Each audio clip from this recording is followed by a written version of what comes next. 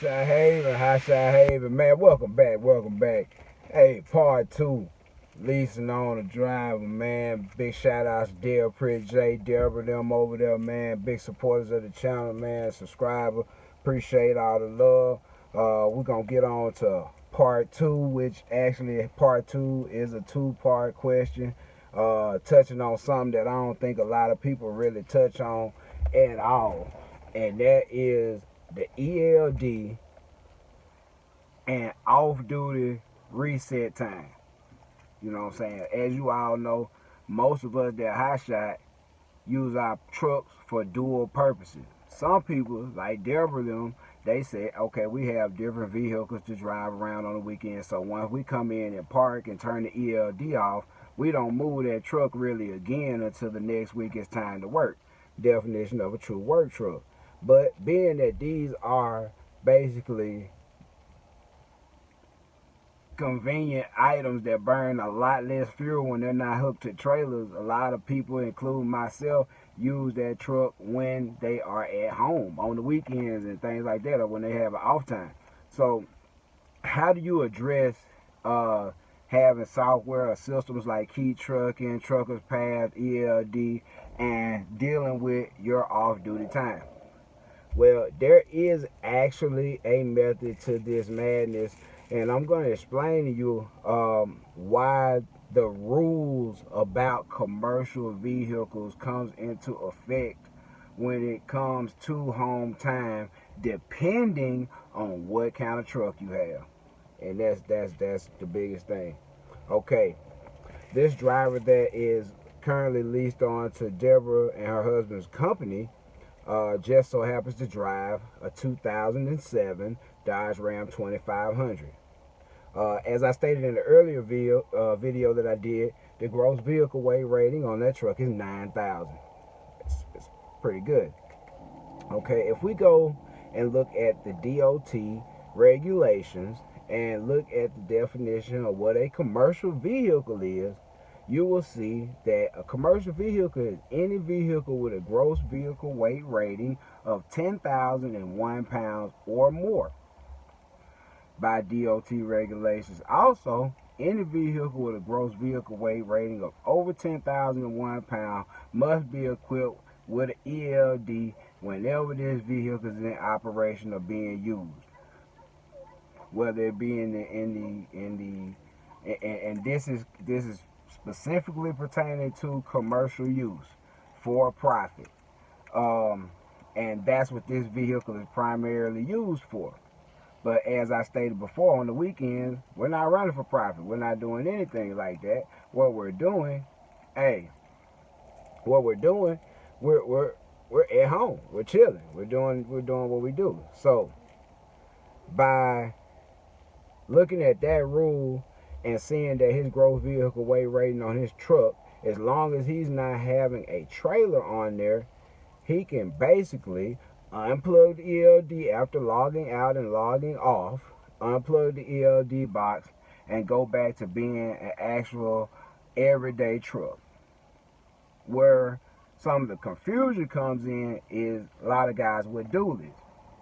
Well, there is a way to legally log that off-duty time that you're using.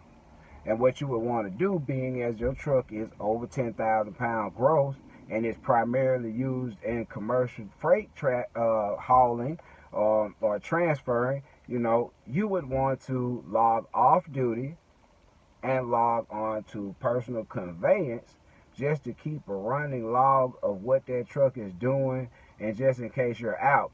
And most times that's completely unnecessary. You would just unplug it also. But just to be mindful of the rules, like I say, when the truck is over 10,001 pounds gross vehicle weight rating, it does not require a CDL to operate it, but it is considered a commercial motor vehicle.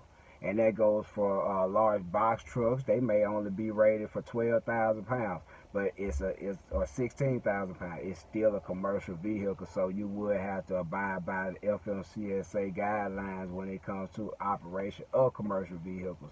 But in your case, Deb, your driver will be free to actually log off duty, unhook from the trailer, log completely out of the system, unplug the ELD, and at the same time, it would actually add up, and it would actually locate him back at that trailer. When it was time to log back on, he would be back in that same location when it was time to go to work again. So when that truck becomes active again for the purposes of commercial motor transit, it didn't move. On paper, it did not move. So that's one thing to think about.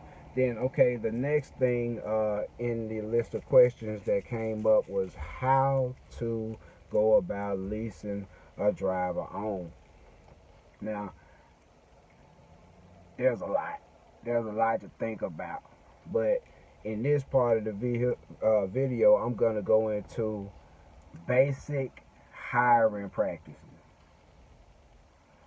A lot of people aren't aware that the FMCSA, Department of Transportation, Department of Public Safety, on the website has a area where you can go and download and print applications for employment for your company.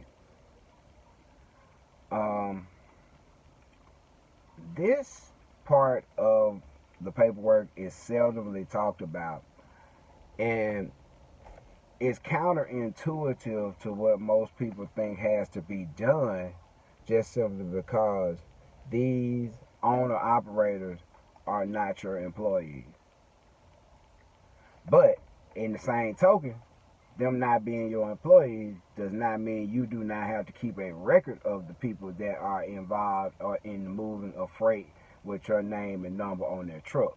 You are most definitely responsible for what they do, what happens while they on the road, anything like that. So yeah, it's a situation where yeah, you are accountable.